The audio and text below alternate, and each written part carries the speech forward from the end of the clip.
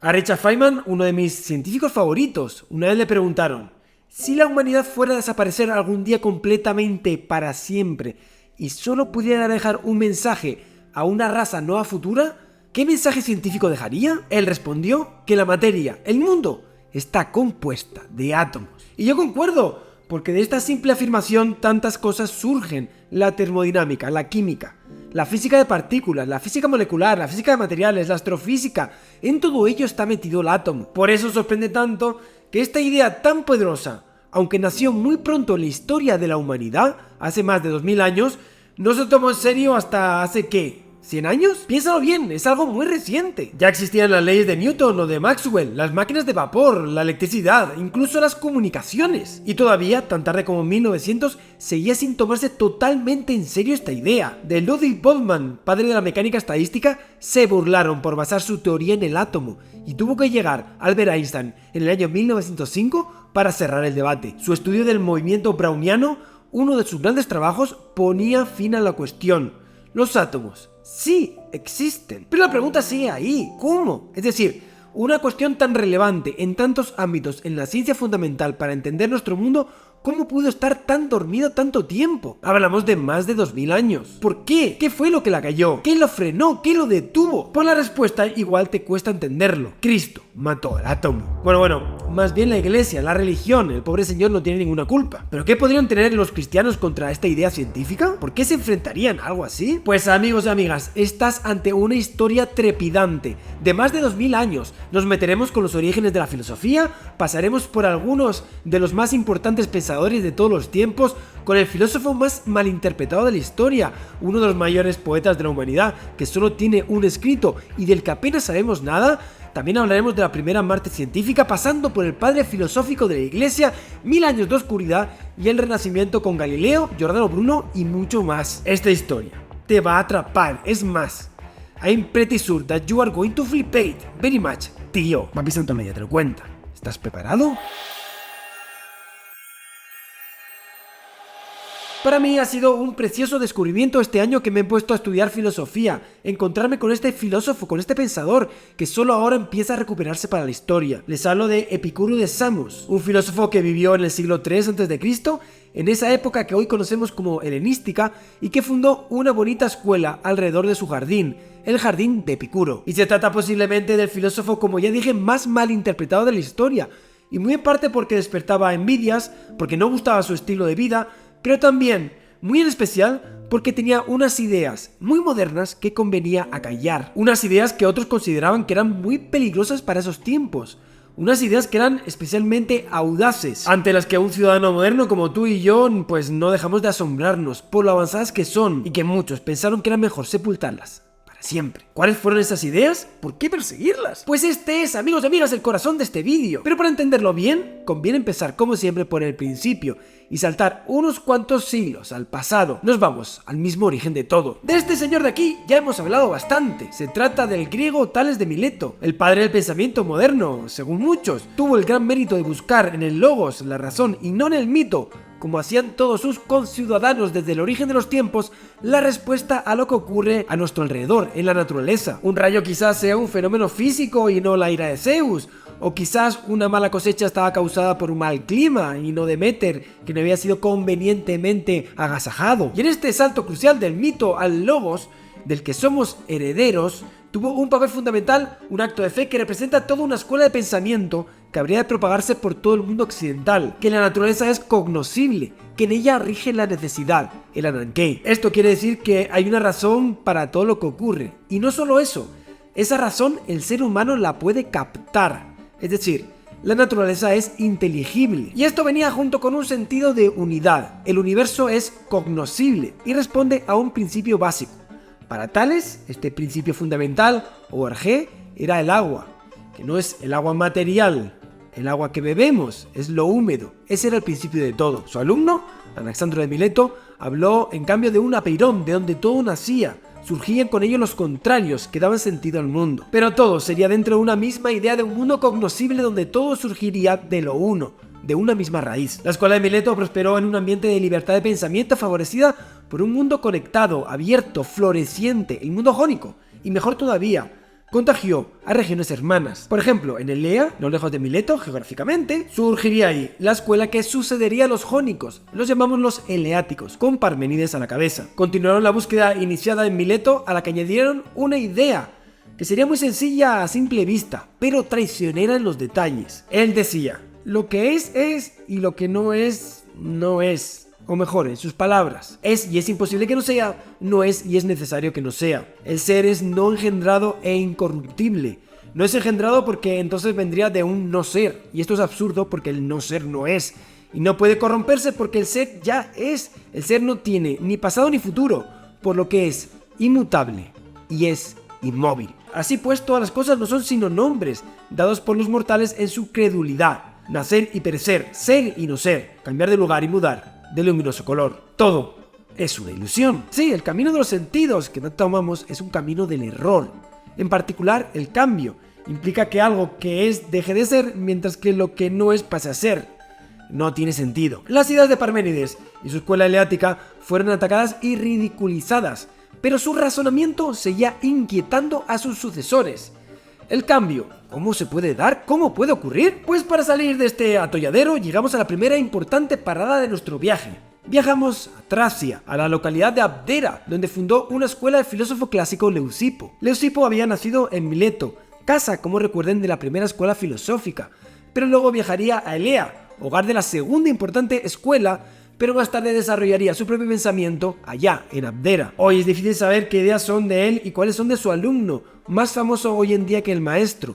Hablamos de Demócrito de Abdera. Pues bien, nota, voy a presentar las ideas como si fueran de este último, de Demócrito, teniendo en cuenta que mucho provendrá, muy posiblemente, de Leucipo, el maestro. Demócrito ofreció una solución muy inteligente a la paradoja presentada por Parménides, una forma que yo creo que es brillante de explicar el cambio. Y si ese uno de donde viene todo, ese uno eterno, inamovible, el uno eleático de Parménides, es realmente fragmentario, es decir, existen muchas réplicas, elementos que todos son fragmentos de ese uno, pero que existen con independencia de él. Serían fragmentos irrompibles, indivisibles. Los llamó átomo, átomo, que no se puede partir. Y Demócrito no se queda ahí. El ser pensado como átomo, como lleno de ser, implica un no ser, el vacío, un elemento crucial en su física. Sin vacío los átomos no pueden diferenciarse, no pueden moverse. Átomos, vacío y movimiento constituyen la explicación del todo. O como dijo él mismo, todo lo que existe son átomos y el vacío, el resto es opinión. Y así ya tenemos una justificación al cambio. Se produce por diferentes configuraciones de estos átomos en el vacío.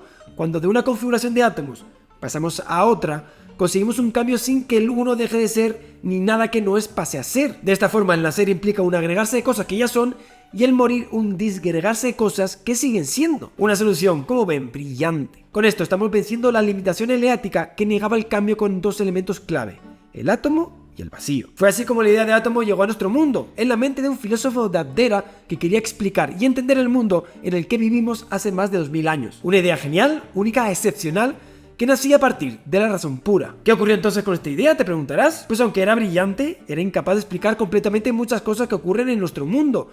¿Cómo se mueven estos átomos? ¿Por qué se agrupan de determinada manera? ¿Significa que no tenemos voluntad de cambiar las cosas según se mueven los átomos? ¿Cómo algo que no se puede partir tiene sin embargo tamaño, peso, dimensión? Es por esta razón que la idea de Demócrito, aunque brillante, sufrió el rechazo violento de dos grandes genios clásicos. Hablamos del ateniense Aristócles, más conocido como Platón, y su alumno Aristóteles de Estagira. Su repulsa era tan visceral que Platón llegó a desear que sus libros fueran quemados y desaparecieran para siempre. Y así habría ocurrido, porque estos dos gigantes, Aristóteles y Platón, crearían sistemas de pensamiento tan completos y refinados que dominarían el mundo durante 2000 años. Sin embargo, un filósofo menor vería en el atomismo la piedra angular, a partir de la cual crear una nueva forma de entender el mundo. Nos toca viajar de nuevo, esta vez a la isla de Samos, la que fuera hogar del también filósofo Pitágoras de Samos. En este caso conocemos a Epicuro de Samos. Pero para entender completamente su aportación y apreciarla en su correcta magnitud, es necesario comprender primero su contexto histórico. En particular, algo que ocurriría en tan solo 30 años, entre el 356 y el 323 a.C., y que cambiaría el mundo para siempre. ¿Qué sería ese algo que en tan solo 30 años tendría tanto impacto en el mundo? Pues este no sería un algo, sino más bien un alguien. Se trata del macedonio Alejandro Magno, posiblemente el genio militar más importante de la historia, una de esas pocas personas que merece que se divida el mundo. La historia en un antes y un después de su vida. Y eso que solo vivió 30 años, una vida como él muy corta, pero muy intensa. El antes de Alejandro Magno en Grecia era una vida donde la unidad política era el concepto de polis, la ciudad-estado. Y en Grecia había dos polis que dominaban sobre las demás. Se trata de Atenas y de Esparta. Estas polis lucharían ferozmente por mantener su independencia y su libertad durante siglos contra todo enemigo exterior. Son famosas las dos guerras médicas contra los persas, con la batalla de Maratón y posteriormente la batalla de las Termópilas, de la película de los 300. Pero también batallas interiores. Tebas, Esparta, Megara, Atenas estaban en continua guerra entre ellas. Entonces llegaría este hombre, Filipo II de Macedonia, comenzando su andadura en el año 359. Macedonia se trataba de una región considerada como bárbara para las polis dominantes griegas. Está ubicada al norte de la Ática, una región que nunca había pintado nada, nunca había causado ninguna inquietud en los griegos hasta entonces. Y es que Filipo, con mucha astucia, empieza a formar un ejército y a expandirse contra los peonios en el norte, contra los ilirios en el noroeste, y no había forma de que se detuviera. Así fija su atención en el Egeo, conquista la región de Calcídica, Tesalia, Delfos, Tebas, Atenas, e incluso se hizo con todo el Peloponeso. Sí, tomó la díscola Esparta. Es entonces cuando se le ocurre la idea de convocar una asamblea de ciudades griegas. Sería en Corinto, en el 337. Allí, los congregados quisieron seguir a Filipo. Sí, votaron a favor de arrasar Persia. Fue entonces cuando el destino le arrancó su sueño de las manos. En su boda, y justo cuando Filipo estaba ya listo para iniciar su plan, es asesinado. Algunos implican en esta conspiración a su ex mujer Olimpia. En cualquier caso, sea como fuere, en ese 333 a.C., con tan solo 20 años, sube al trono su hijo, que vendría a convertirse en Alejandro III, posteriormente conocido como Alejandro Magno. Alejandro se haría con un ejército de unos 40.000 hombres y se lanzaría a cumplir el plan de su padre. Sí, se trata posiblemente, junto con el caso de Aníbal, en el único caso de la historia donde un padre brillante militarmente es sucedido por un hijo aún más brillante. Sí, Alejandro no perdió una sola batalla en toda su vida. Conquistó todo suelo que pisó, desde sus orígenes en Grecia, Asia Menor, Egipto, Mesopotamia, el imperio persa al completo, llegando a atravesar el río Indo, hasta donde ningún occidental se había nunca aventurado con un ejército. Y llegado a este punto, Alejandro quiso continuar, pero sus generales, a 5.000 kilómetros de su patria y tras 6 años de batallas, se rebelaron. Allí Alejandro lloró, no le quedaba mundo que conquistar. Tenía solo 30 años. Y tocaba volver. Y a su vuelta, Alejandro tenía un plan unificador del mundo, con ideas muy modernas para la época, respetando las culturas de los pueblos que conquistaba y buscando la armonía por el mestizaje. Él imaginaba un mundo unido. De hecho, él mismo tomó como esposa a una princesa persa, hija de Darío, y celebró un matrimonio masivo con sus generales y 10.000 soldados, desposando así mujeres nativas. Grecia estaba sufriendo una total transformación, se estaba abriendo al mundo. Alejandro moriría poco después, en el año 323, en extrañas circunstancias. ¿Envenenado o solo enfermedad? Nunca lo sabremos. Lo que sí está claro es que ese 323 marca una transición. Su muerte es un antes y un después. Y es que con estas impresionantes conquistas entramos en una nueva era. Es la edad de los grandes imperios occidentales. Es el después de Alejandro Magno. Y en este nuevo orden mundial, la polis quedaba desfasada. Había perdido su papel. Pero lo que importa en esta historia es que este nuevo orden político implica también, y más importante aún, un nuevo orden moral, una nueva naturaleza, un nuevo espíritu en el ser humano, una nueva concepción de sí mismo. En el antes de Alejandro Magno, la unidad política, ya lo hemos dicho, era la ciudad-estado, la polis griega, ciudades independientes formadas por hombres libres que se debían a su polis. En este contexto cultural y social es en el que estos dos grandes pensadores, ya hemos hablado de Platón y Aristóteles, crean su obra, una obra fuertemente influenciada por este contexto político, el de la polis griega. Así los sistemas éticos y morales que crean tanto Aristóteles como Platón giran en torno a ello, la adecuación de la persona al bien de la polis. El hombre es inconcebible al margen de la polis, hasta el punto de que se le concibe más como ciudadano que como individuo. Es ese son politicón del que habla Aristóteles, un animal político, un ser llamado a realizarse en comunidad, pues como una hormiga o una abeja. Un ser individual como hoy nos consideramos a nosotros mismos, en esa época se vería como una aberración. Es entonces cuando llega Alejandro Magno y la expansión del Hélade por el mundo. Llega una nueva era, la de los imperios. Y de nuevo, este nuevo orden político, como decía, impacta mucho en el orden moral y la percepción del ser humano en el cosmos. Ahí, en el después de Alejandro Magno, el humano ya no se fundamenta en el orden de la polis, se ve liberado de las cadenas que lo atan a la comunidad, lo que dejaba un vacío. Este cosmopolitismo y este universalismo dejaba al hombre apolítico en una situación de mayor libertad, pero también, y muy importante, de mayor vulnerabilidad. Tenía que encontrar su propio camino. Quedaba tras el ciudadano nacía el individuo. Un individuo que, consciente de su subjetividad, buscaba su identidad en la independencia personal. Así, el nuevo saber, la nueva mentalidad, se vuelca en este nuevo paradigma.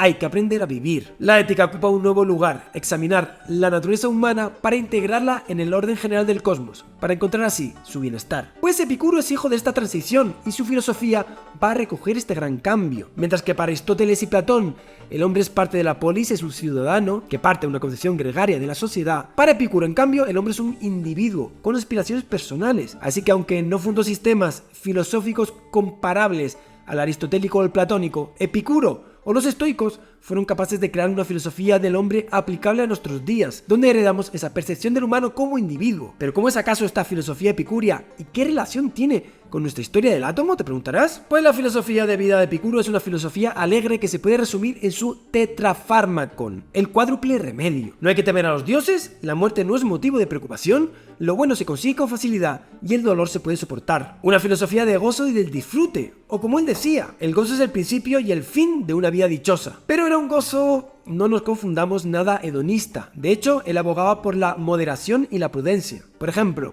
comía pan y agua, y un queso para él era darse un banquete. Entonces hablamos más de un placer negativo, entendido como ausencia de dolor. De hecho, su visión del placer está tan alejado de la concupiscencia que anteponía el placer de la mente, la ataraxia, al placer del cuerpo, la aponía. Es el descanso de la mente, la paz mental, la ausencia de desasosiego como búsqueda, dejando de lado los placeres vacíos y mundanos, la ambición, la fama, el poder, la riqueza, y buscando la verdadera esencia. Esa sería la paz mental, la ataraxia. Y para justificar esta filosofía de vida, punto central de su pensamiento, Epicuro crea una física acorde a ello.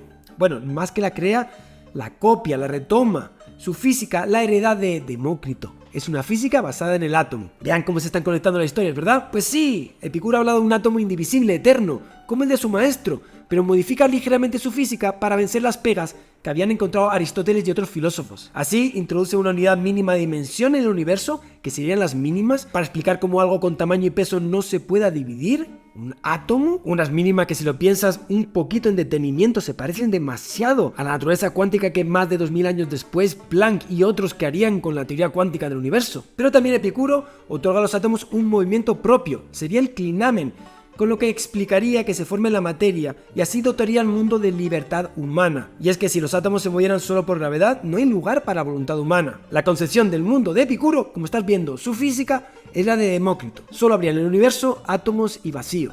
Nada más. ¿Y cómo influye esto en su ética, dirás? Pues ahora podemos retomarla con más sentido. Si en el mundo solo hay átomos y vacío, la misma alma del hombre estaría compuesta de átomos. El alma sería mortal. Es más, los dioses también estarían compuestos de átomos, unos dioses que por cierto son indiferentes al mundo de los humanos. Y de ahí tenemos su tetrafármacon: no hay que temer a los dioses, la muerte no nos preocupa, lo bueno se consigue y el dolor se soporta. Porque como todo está formado por átomos, como decía Demócrito, solo existen átomos y vacío, el resto es todo opinión. Te puedes relajar, disfrutar. Es una filosofía centrada en vivir el presente, a través de una concepción atomista del cosmos. Epicuro fundó una escuela que fue especialmente fiel, protegiendo sus enseñanzas con vistas al futuro. Su alegría, su devoción por la amistad y su forma despreocupada de ver la vida lo hizo muy querido por sus cercanos, que sentían verdadera devoción por el maestro. Así, sus ideas podrían pervivir al paso del tiempo, no solo en sus numerosos escritos, más de 1000 según cuentan, sino también en los de sus alumnos. Pero de entre todos los escritos defendiendo el atomismo de Epicuro, hubo uno que por su valor destacó sobre los demás, una auténtica obra maestra, un poema escrito en latín que recoge las enseñanzas de Epicuro. Son 7400 exámenes divididos en 6 libros que recogen fielmente las enseñanzas del maestro. Se trata, por muchos, del más importante y bello poema didáctico escrito en la historia, alabado por grandes como Virgilio, Cicerón o por Ovidio. Se trata de Rerum Natura, la naturaleza de las cosas, escrito por el poeta romano Tito Lucrecio Caro, en el primer siglo a.C., una auténtica joya. Y de Lucrecio se sabe más bien poco. De hecho, todo lo que se conoce de su vida es una referencia que hace San Jerónimo 4 siglos más tarde. Nació el poeta Tito Lucrecio, se volvió loco por un filtro de amor y redactó en sus momentos de lucidez algunos libros que Cicerón corrigió después. Se dio a la muerte con sus propias manos, en su año 44, y poco más, muy acorde a la filosofía de Epicuro de pasar de forma anónima por la vida. Sin embargo, los escritos que defendían las ideas de Epicuro desaparecieron, sus ideas se esfumaron. Ni siquiera al formar parte de uno de los poemas más bonitos de la historia pudo escapar del olvido. Durante más de 1000 años, el atomismo y en general la filosofía de Epicuro quedaron enterrados de la memoria de la humanidad. Pero aquí viene la gran pregunta, la que es verdaderamente crucial para el tema de este vídeo. ¿Por qué? Es decir, ¿qué tenía esta escuela filosófica que la llevó al borde de la extinción? ¿Qué tuvo que la empujó al olvido durante más de un milenio? Pues que entre los 4 siglos que van de la vida de Epicuro al comentario de San Jerónimo, algo había ocurrido que había cambiado el mundo para siempre. Fue un nacimiento. De nuevo, se trata de una persona que no viviría más de 33 años. Hablamos de Josué, hoy conocido como Jesús de Nazaret. Sí, es cierto que Epicuro tenía enemigos en su tiempo, principalmente de la escuela vecina, los estoicos. Estos aprovecharon las extravagancias de Epicuro, como que admitía esclavos y prostitutas en su escuela, para así atacarlo, desfigurando sus historias o recurriendo a su origen humilde. Pero su principal enemigo fue otro, el cristianismo. Según los registros históricos, Jesús nació en Belén, en los montes de Judea, Cisjordania, hacia el año 7 a.C. Sí, Cristo nació antes de Cristo, ¡qué paradoja! Pero históricamente parece que fue así. Y esa región siglos antes había visto nacer una nueva religión, el judaísmo, que tras diversas modificaciones había llevado a la primera religión monoteísta de la historia. Una religión que según una de sus vertientes prometía la llegada de un Mesías. Pues para unos pocos Jesús era ese Mesías, que proclamaba un mensaje de amor a Dios y al prójimo. Un Mesías no beligerante, que a una importante facción del judaísmo que esperaba un Mesías conquistador, pues no satisfizo. Pero tras su muerte por crucifixión, los que vieron en él al auténtico Mesías, que en un acto de amor había dado su vida por la humanidad, fundaron una nueva religión.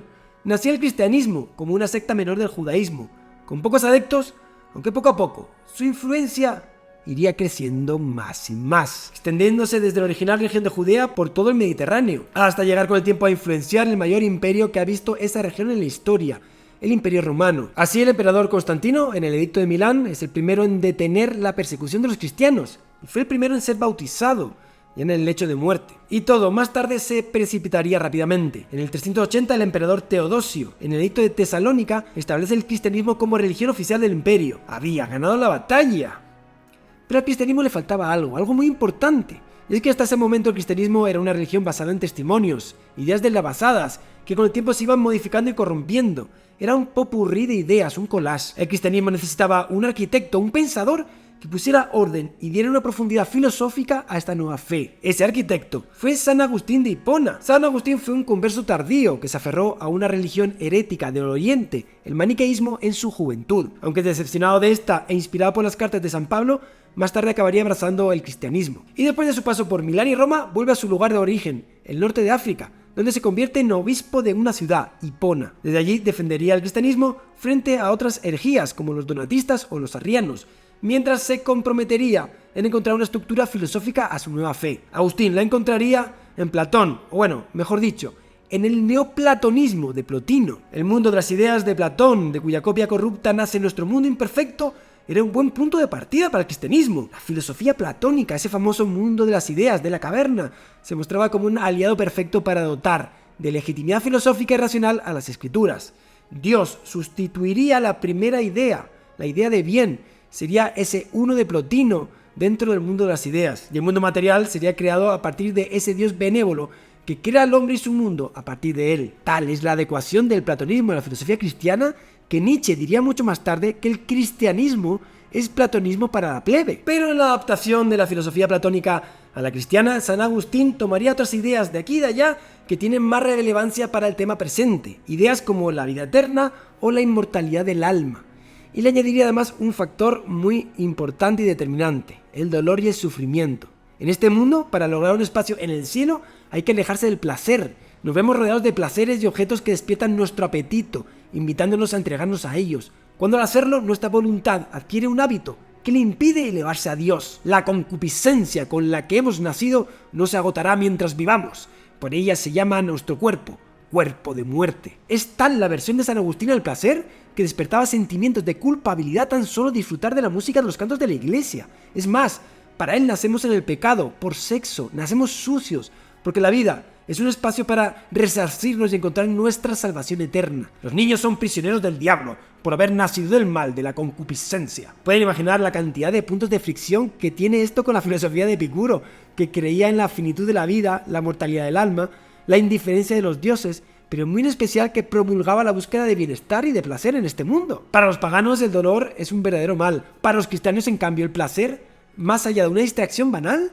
es una trampa diabólica. Ellos, los cristianos, durante siglos buscaron la mortificación de sus cuerpos siguiendo el sufrimiento que tuvo que experimentar su Salvador para vivir en sus carnes los tormentos que Jesús había tenido que soportar. En monasterios, en conventos, en la vida privada, la persona pía se castigaba. El dolor abre las puertas del cielo. De Santa Teresa se dice que, aunque iba consumiéndose lentamente, se mortificaba con los azotes más dolorosos. A menudo se restregaba con ortigas bien punzantes e incluso se revolcaba desnuda sobre espinas. Latigazos, espinas, sangre, el sufrimiento y el dolor como forma de conciliación con Dios. El abismo con el epicurismo estaba abierto y ya no había forma de cerrarlo. El paganismo en general y el epicurismo en particular se habían convertido en enemigos de la fe. Hipatia, la primera gran mujer matemática, se convierte en la primera mártir del antiguo pensamiento, siendo perseguida, su piel desgarrada y finalmente quemada. Todo vestigio de paganismo tenía que ser condenado, apartado, denostado. Y con la filosofía del placer de Epicuro se enterraría también su fiel compañero, su escudero inseparable. Esa gran idea, especialmente lúcida y adelantada a su tiempo,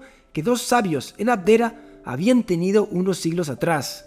Sí, se estaba hundiendo el atomismo. Y como tal fue sepultado, enterrado, desapareció para siempre, sufriendo el silencio y la oscuridad durante siglos. Caerían reyes, emperadores, papas, imperios, se sucederían los conflictos, las batallas, surgirían y morirían amores, pasiones, avanzaría el mundo en uno y en otro sentido, siempre en continua transformación.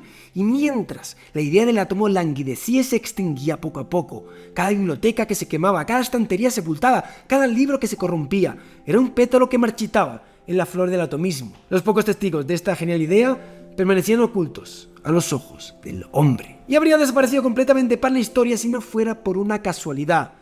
Un monje en el siglo IX, en un monasterio alejado del mundo, haría la última copia de esta obra maestra de la humanidad, una joya del pensamiento, ese elogio del atomismo, De Rerum Natura, de Lucrecio Caro. Y con esto, evitando que esta idea, la mejor de la historia según Feynman y muchos más, se perdiera para la eternidad. Fue redescubierto en enero de 1417 por Poggio Bracciolini en la biblioteca benedictina de Fulda, en Alemania, evitando que cayera en el olvido del tiempo. El atomismo sobrevivía envuelto como una semilla de pensamiento en un dulce néctar de una de las poesías más bellas escritas en toda la historia. Pero lo más sorprendente es que, aunque habían pasado más de 1000 años, aún seguía siendo una idea muy adelantada a su tiempo, seguía siendo un cordio y una molestia para muchos hombres. Diciembre de 1516, en el Sínodo de Florencia, se prohíbe la lectura de Lucrecio, y en 1549 aparece en la lista de libros prohibidos. Tenía la semilla del pecado, que iría contagiando poco a poco a las mentes más preparadas, a las mentes más inquietas. Se sabe que Giordano Bruno leyó a Tito Lucrecio y le inculcó ideas que luego lo llevaría a arder en la hoguera en el año 1600. Incluso hoy se sabe por una investigación de 1982 que Galileo fue parcialmente condenado por su atomismo. Pero ni aún así, ya era demasiado tarde, no había manera. La idea del átomo en la sociedad del siglo XV iba a calar e iba a ser totalmente recuperada para el resto de la historia. Pierre Gassendi, Michel de Montaigne, Victor Hugo, Thomas Jefferson y por supuesto los científicos, Galileo, Dalton, Boyle, el atomismo se abría paso, poco a poco. Hasta que en el año 1905 llegó el espaldarazo definitivo. Albert Einstein publica un artículo sobre el movimiento browniano, en el que ve el efecto directo de los átomos en la materia. Leucipo, Demócrito, Epicuro, Lucrecio. Sí, todos ellos tenían razón. El universo está formado por átomos y vacío. Sí, la materia está formada por esos diminutos entes indivisibles, eternos, representación múltiple del uno universal de Parménides, los átomos. O como diría el padre de esta gran idea, todo el mundo es átomos y vacío, el resto es opinión. Posiblemente la mejor idea de la historia rescatada para siempre. Y con esto yo me despido, espero que les haya gustado mucho este vídeo. Les digo adiós, pero antes les recomiendo los libros que me he leído, que no son pocos, para crear esta historia. Les dejo por aquí en imágenes estas recomendaciones de lecturas que seguro que les van a encantar. Un poquito de historia, un poquito de filosofía y un poquito de ciencia. Hay de todo, la verdad que es una pasada. Ahora sí que sí me despido, espero que le den mucho al coco y estudien, que quizás sea alguno de ustedes el próximo Galileo, el próximo Newton, la próxima Marie Curie, el Schmeiner. Nos vemos como siempre en el próximo vídeo, piratillas.